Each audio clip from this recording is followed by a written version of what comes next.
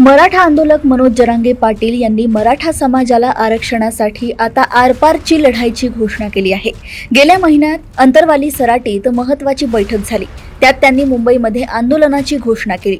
मराठा समाजाला कोणीही रोखू शकत नाही, आता विजयाचा गुलाल घेऊनच यायचं असे आवाहन त्यांनी समाजाला केलंय। 27 ऑगस्ट रोजी जरांगे पाटील यांच्या नेतृत्वात अंतरवाली सराटी येथून मराठा समाजाचा मोर्चा निघेल। तो 29 ऑगस्ट रोजी मुंबईत धडकेल।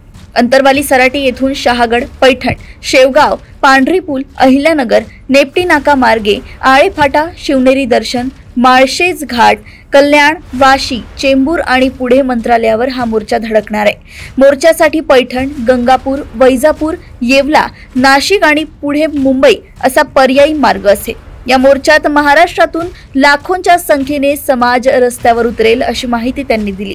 या मोर्चाच्या दृष्टीने राज्यात विविध ठिकाणी चावडी बैठका घेण्यात येत आहेत। मनोज जरांगे पाटील हे मराठवाड्यातील अनेक जिल्ह्यात चावडी बैठका घेत आहेत। यावेळी मुंबईत 3 ते 4 कोटी मराठे येतील अशी माहिती जरांगे पाटील यांनी दिली आहे।